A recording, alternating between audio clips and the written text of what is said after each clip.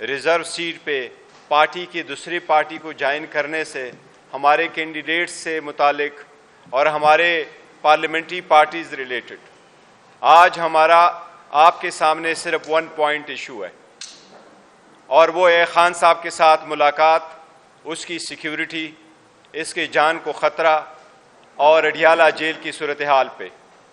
खान साहब से रिलेटेड हम बारहा जिक्र कर चुके हैं कि he shouldn't be in jail in the first place.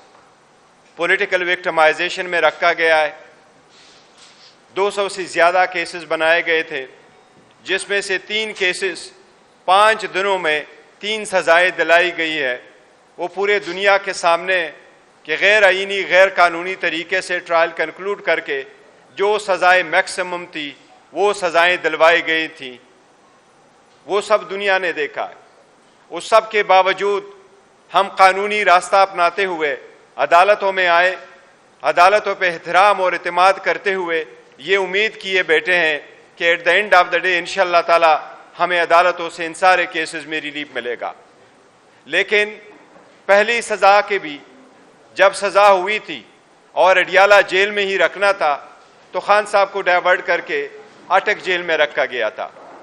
बाद में एक पिटीशन पे खान साहब को अडियाला जेल वापस लाया गया। इसके साथ ही बीबी साहिबा की भी कन्विक्शन हुई थी, तो किसी रिक्वेस्ट के बगैर, किसी परमिशन लिए बगैर, किसी को कॉन्फिडेंस में लिए बगैर, किसी को इतला किए बगैर बीबी को आइसोलेशन में रखा गया, एक कमरे में बंद किया गया, सारे शीशों को भी बंद किया गया और वो अपने घर में ये कहा गया कि वो नज़रबंद है, जबकि हम समझते हैं अडियाला की हालत उससे भी ज़्यादा बेहतर होती अगर वो वहाँ होती। तो खान साहब से रिलेटेड स्पेसिफिकली आपके गोशगुजार करवा रहे हैं कि उनसे मुलाकातों के सिलसिले में 10 पिटीशनें फाइल हुई थी आन end of Islamabad high court में। इस्लामाबाद हाई कोर्ट ने परमिशन दे दी थी और ये मसला तय हो गया था कि ट्यूसडे वाले दिन और थर्सडे वाले दिन खान साहब के साथ रूटीन की मुलाकात हुआ करेगी। इसके अलावा जिस दिन कोई केस लगा हो, उस केस में मुतालिका वकला और परमिशन लिए जो बाकी वकला होंगे वो भी साथ जाएंगे। खान साहब ने खुद एक लिस्ट प्रोवाइड कर दी थी जिसमें 8 वकीलों का, बाद में उसमें 10 वकील आए थे, इनका नाम दिया गया था कि वो किसी भी वक्त खान साहब के साथ मशवरे के लिए आ सकते हैं। ये खान साहब का एक आईनी और कानूनी राइट है। इसके बाद हमने एक दरख्वास्त गुजारी और जेल इंतजामिया ने 6 बंदों पे मुश्तमिल, हाल दो हमें वो मौका नहीं मिला गया जो रूल्स के मुताबिक हमें आइसोलेशन में मिलना था, वो 6 बंदों की बात तय हुई कि वो मुलाकात कर सकेंगे। हमारी जब भी मुलाकात होती थी रिस्ट्रिक्टेड, लेकिन ऑल ऑफ अ सडन इस सुबह जब मुलाकात के लिए हम जा रहे थे तो मुलाकात की इजाज़त आज नहीं मिली। न फैमिली की मुलाकात हो सकी, न वकीलों की मुलाकात हो सकी, न किसी और तरीके से जेल इंतज़ामिया के साथ कम्युनिकेट हुआ। ये अलबत्ता बताया गया कि 2 हफ्ते के लिए एक ब्लैंकेट किस्म की रिस्ट्रिक्शन लगाई गई है और वो बहाना ये बनाया गया एक्सक्यूज़ कि दहशतगर्दी का खतरा है। इस ब्लैंकेट पाबंदी की हम शदीद मजम्मत करते हैं। हम मुतालबा करते हैं कि इसको लेने से पहले उसकी फैमिली मेंबर्स को बताना था, वकला को बताना था, पार्टी लीडरशिप को बताना था। ऐसे ब्लैंकेट पाबंदी गैर आईनी, गैर कानूनी है। हमें पहले भी शदीद खतरात का अंदेशा था। खान साहब की जिंदगी भी पहले भी 2 मरतबा अटैक हो चुके हैं। उनकी जिंदगी को जो लायक खतरात थे वो सारी दुनिया को मालूम है, लेकिन ऑल ऑफ अ सडन उनको बंद करके करना इस बात की तरफ निशानी है कि खान साहब की जिंदगी को खतरा है।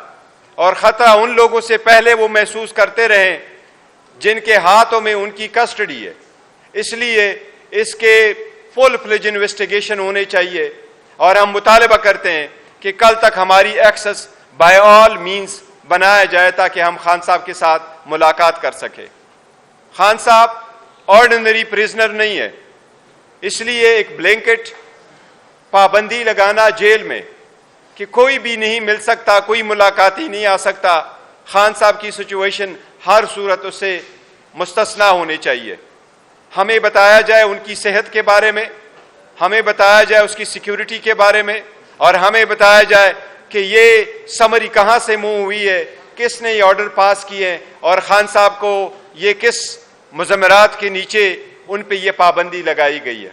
हम इसकी मजम्मत भी करते हैं, इसकी तहकीकात का मुतालबा करते हैं, और कल हर सूरत पार्टी लीडरशिप और वकला की मुलाकात का मुतालबा करते हैं। बाय ऑल मीन्स हमारा कल ये मुतालबा है कि हमारी कल मुलाकात हो जाए, और उस मुलाकात के बाद ही और साथ ही इंशाअल्लाह ताला हम आइंदा की लाएअमल का ऐलान भी करेंगे।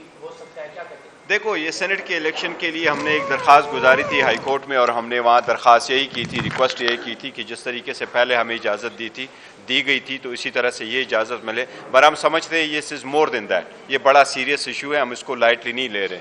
और जिस तरीके से सेक्रेटरी जनरल साहब ने फरमाया कि हमारे ये रिस्पॉन्सिबल होंगे अगर खान साहब को कुछ हो जाता है, बिल्कुल ऐसा ही है, सीरियस मैटर है।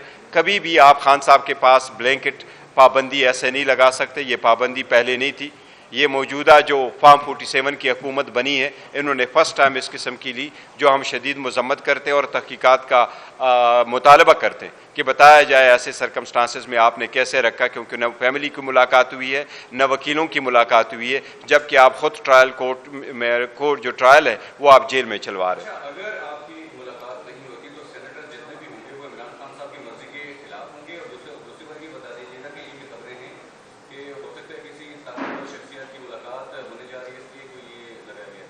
नहीं, देखो, हमारे जहन में कोई ऐसा नहीं है कि खान साहब से कोई बंदा ऐसे जा रहा है मुलाकात के लिए, हमारे इल्म में ऐसा नहीं है। लेकिन सेनेट नहीं, देखिए, जब तक खान साहब की सिक्योरिटी का ताल्लुक है और उसकी सेहत का ताल्लुक है, so it is more than senate. वो सेनेट वाली पहले भी हम डिस्कशन कर चुके हैं और हम डिस्कशन करेंगे इंशाअल्लाह ताला खान साहब के साथ। लेकिन इसके साथ साथ ये भी ज़रूरी है कि हमें सिर्फ सेनेट के आड़ में लेकर के वो ना करे कि जी सेनेट के आड़ में हम आपको इजाज़त नहीं दे रहे, we want to go into the bottom of it.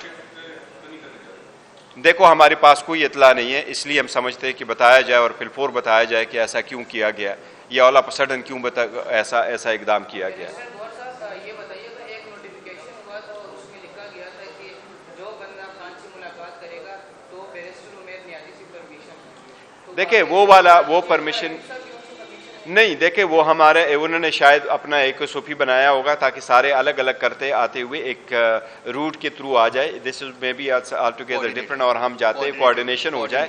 Otherwise आज शेड्यूल थे, उमर साहब ने भी मिलना था, रूप साहब ने भी मिलना था, उमर नियाजी ने भी मिलना था ऑब्वियसली, क्योंकि ट्यूसडे वाले दिन हम सारे जाते हैं। लेकिन ये वो नहीं है कि उन्होंने वो बताया नहीं है तो रखा गया है। बहाना ये किया गया कि ऑलमोस्ट 2 हफ्ते के लिए बहन है, तो ये ब्लैंकेट बैंग किसी सूरत मंजूर नहीं है।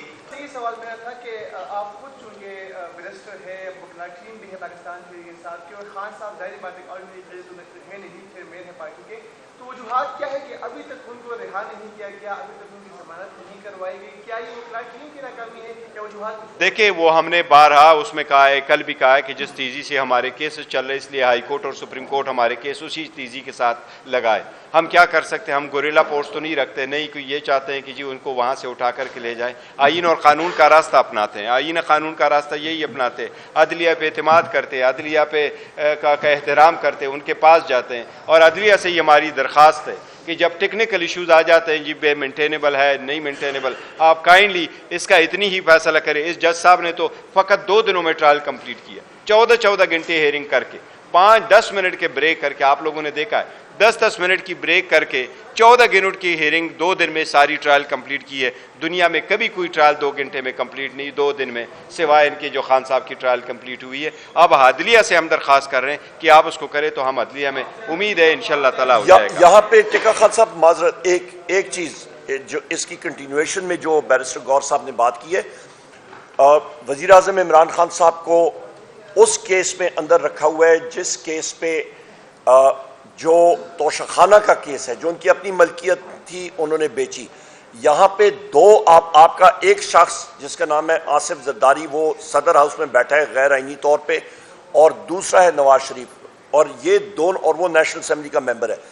दोनों शख्स को इसका मतलब है जेल में होना चाहिए, क्योंकि दोनों ने गैर कानूनी तौर पे उनको जो गाड़ियां, और ये ना आप कह रहे हैं ना मैं कह रहा हूं, ये आपकी कैबिनेट डिवीजन की रिपोर्ट शाया हुई है, उन्होंने गैर कानूनी तौर पे वो गाड़ियां जो हैं वो अपने नाम पे कम कीमत पे लेके खरीद के अपने पास रखी, गो कि वो इंटाइटल्ड ही नहीं थे उन गाड़ियों के। एक BMW 730 Li थी और दूसरी एक मर्सिडीज मेरा ख्याल है टोयोटा लैंड क्रूजर एक जीप थी। तो उनको अंदर जेल में होना चाहिए।